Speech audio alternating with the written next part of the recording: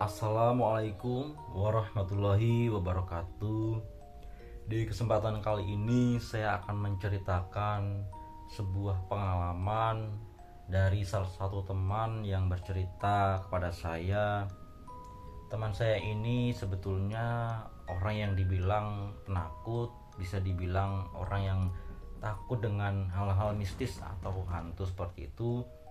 Namun karena teman saya ini membutuhkan pekerjaan, jadi teman saya ini terpaksa mengambil pekerjaan tersebut. Sebut saja beliau adalah Mas Erwin. Mas Erwin ini tinggal di salah satu kampung yang rumahnya tidak jauh dari tempat Mas Erwin ini bekerja.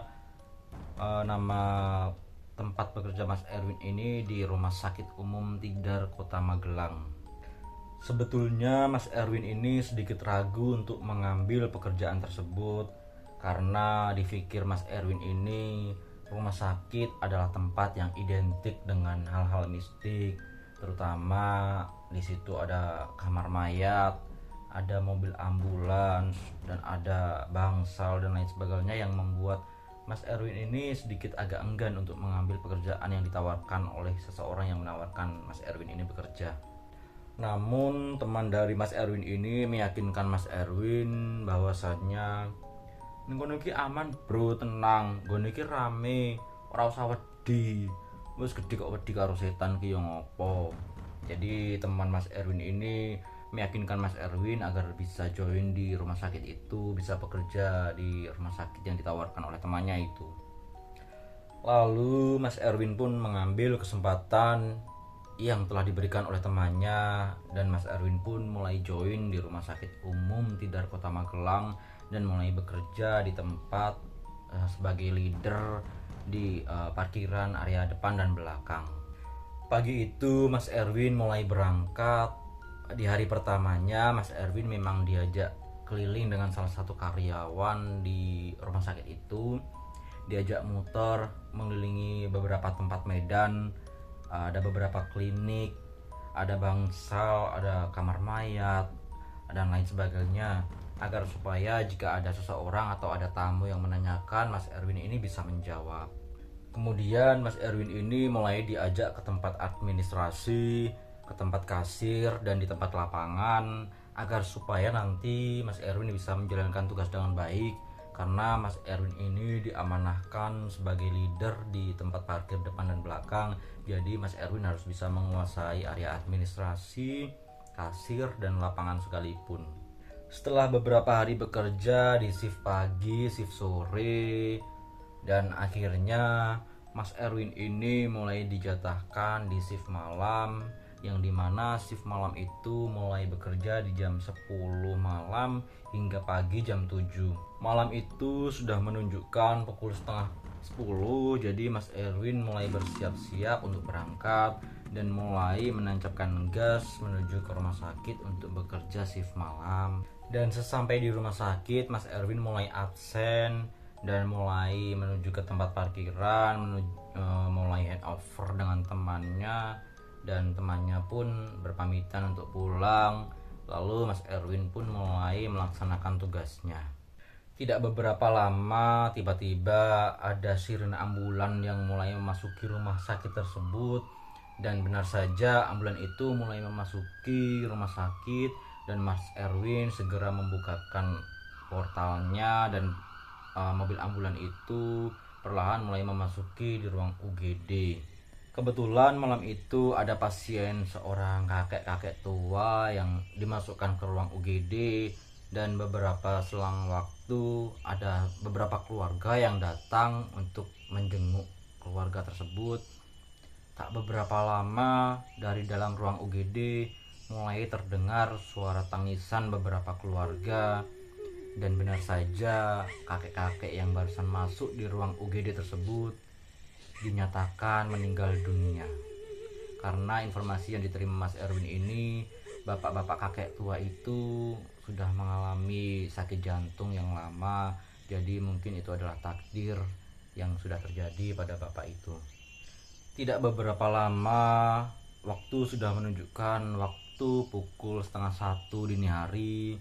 Dan Mas Erwin malam itu terlihat sedikit mengalamun, dan ada seorang teman dari belakang yang menepuk pundak Mas Erwin, menyuruhnya untuk beristirahat, disuruh makan dulu di kantin karena kelihatan Mas Erwin ini sedikit agak pucat ya mukanya, mungkin karena belum terbiasa masuk malam. Jadi ya Mas Erwin ini kelihatan sedikit gelisah seperti itu.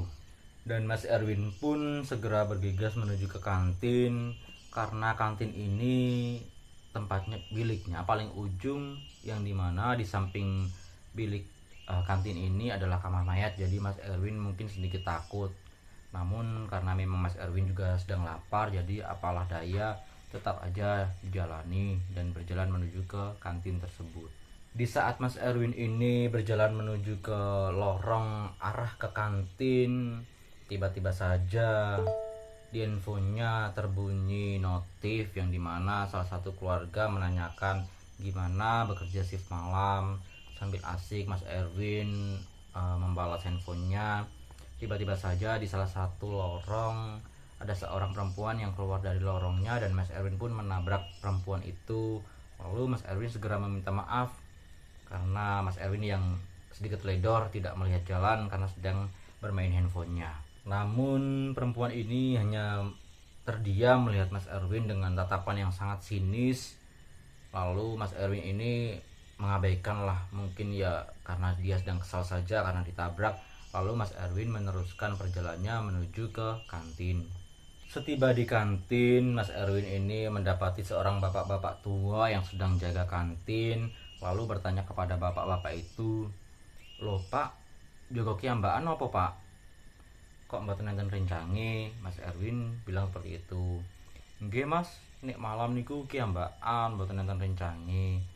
Dan bapak-bapak itu menjawab dengan kata seperti itu. Lalu segera Mas Erwin pun mengambil nasi dan lauknya. Segera Mas Erwin mulai memakan makanan yang ada di dalam kantin itu. Tidak beberapa lama saat Mas Erwin makan, bapak-bapak tua ini meminta izin pada Mas Erwin bahwasannya bapak-bapak ini ingin pergi ke warung sebentar untuk membeli rokok, dan disuruhnya Mas Erwin untuk menjaga kantin karena memang kantin ini tidak boleh ditinggalkan atau tidak boleh kosong. Jadi bapak-bapak ini minta tolong sekali dengan Mas Erwin untuk menjagakan kantin tersebut sebentar untuk membeli rokok di depan. Dan di saat bapak-bapak ini ingin keluar, bapak-bapak ini menyampaikan pesan kepada Mas Erwin bahwasannya nanti di situ ada beberapa tombol alarm merah. Jika ada yang menyala, biasanya salah satu dari alarm itu menunjukkan kamar atau bangsal ingin meminta air putih. Jadi jika nanti ada yang menyala atau ada yang menyala lampunya atau sirininya menyala, itu kamar tersebut ada yang meminta air putih. Jadi dibawakannya satu termos di area bangsal tersebut. Mas Erwin pun paham dan Mas Erwin pun mengiyakan. Lalu bapak-bapak itu mulai keluar dari kantin dan Mas Erwin pun mulai ditinggal di kantin sendirian. Dan tidak beberapa lama setelah bapak keluar dan Mas Erwin setelah habis makan, tiba-tiba saja ada salah satu lampu sirine di ujung yang menyala, dan itu mempertandakan bahwasanya ada yang sedang meminta air putih. Dan segera saja Mas Erwin ini mengambil ke ujung termos itu dan segera mengambil, oh ini ternyata bangsal itu. Dan Mas Erwin itu kebetulan paham dengan tempat yang dimaksud tempat itu karena tempat bangsal itu tidak jauh dari kantin. Jadi Mas Erwin segera mengambil termos dan bergegas menuju ke kamar bangsal tersebut. Dan sesampainya di bangsal tersebut, Mas Erwin memulai memasuki dan dilihatnya beberapa lampu ada yang mati, ada yang menyala. Dan Mas Erwin mulai perlahan melihat siapa yang masih terbangun dan melihat siapa yang ingin meminta air putih. Satu demi satu Mas Erwin melihat beberapa ruangan itu. Memang di tempat itu ada 6 ranjang yang memang tertutup tirai. Ya mungkin ini adalah beberapa pasien yang sedang menginap di sini.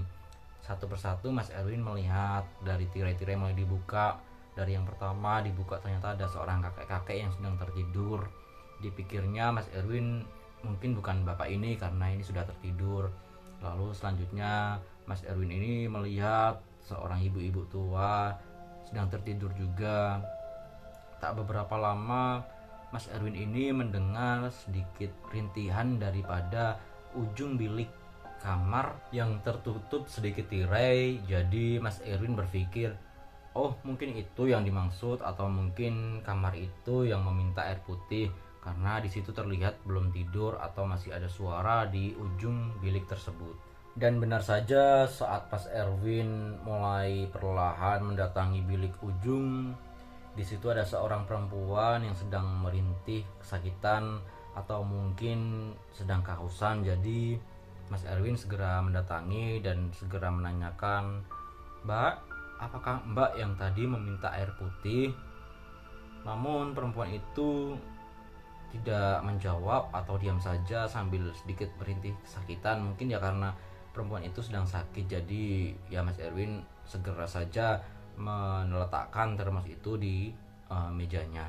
Dan setelah diamati, Mas Erwin ini tidak asing dengan perempuan yang berada di ujung bilik tersebut. Bahwasanya Mas Erwin ini pernah melihat, dan benar saja ternyata Mas Erwin mulai ingat kalau tadi saat Mas Erwin ingin menuju ke kantin, Mas Erwin ini menabrak seorang perempuan. Dan benar saja perempuan itu adalah sosok yang ditabraknya tadi. Dan Mas Erwin pun segera berpamitan kepada mbak-mbak itu, ingin kembali ke kantin lagi. Namun dari perempuan ini tidak ada jawaban sama sekali, dan Mas Erwin pun segera meninggalkan bilik tersebut.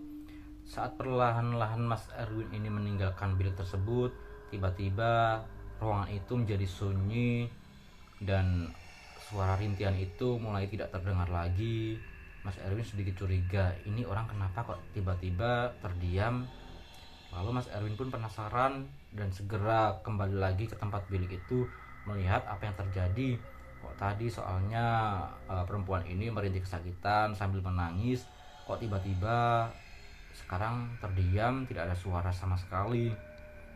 Dan saat Mas Erwin mulai membuka tirai kembali di ujung daripada kamar perempuan yang tadi itu, tiba-tiba saja Mas Erwin ini melihat sesosok wanita berbaju putih, berambut panjang, bahkan rambutnya ini terbelai sampai ke lantai dengan rambut yang sangat acak-acakan.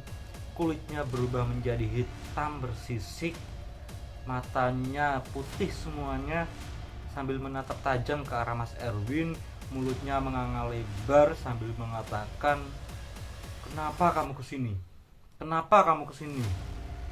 Lalu Mas Erwin pun ketakutan dan segera meninggalkan dan berlari meninggalkan tempat itu. Di saat Mas Erwin keluar dari bilik tersebut, saat keluar Mas Erwin menabrak beberapa perawat, dan perawat itu sedikit kaget melihat Mas Erwin keluar dari dalam bangsal tersebut. Beberapa perawat ini mengatakan, "Loh Mas, kenapa Mas Erwin kok bisa masuk ke sini? Ini kan bangsal kosong, kenapa Mas Erwin ke sini?" Lalu Mas Erwin pun menceritakan, "Kosong. Saya tadi kesini mengantarkan minuman karena ada yang meminta minum air putih." Lalu beberapa perawat ini sedikit kebingungan dan diajaklah Mas Erwin ini masuk kembali ke ruangan tersebut. Dan benar saja, di tempat bangsal itu kosong, ranjang tidak ada, lampunya gelap, sudah banyak sawang-sawang ataupun spiderweb. Jadi Mas Erwin ini sedikit kebingungan. Lah tadi itu siapa? Tadi itu aku masuk sini. Mas Erwin ini mukanya sedikit pucat, dan Mas Erwin segera dibawa ke kantin kembali untuk minum kopi, sedikit ditenangkan sama beberapa perawat. Dan ada bapak penunggu kantin itu mengatakan bahwasannya bangsal itu memang kosong. Lalu bapak itu mulai menceritakan kalau itu kamar yang memang beberapa kali karyawan yang memang banyak yang ditakuti di tempat itu.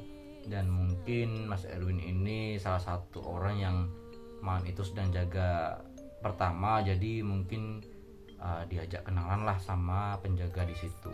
Mungkin ini yang bisa saya ceritakan. Semoga menjadi pembelajaran kita semua kalau kita harus bisa mawas diri dan berhati-hati dalam bertindak. Terima kasih. Salam horor.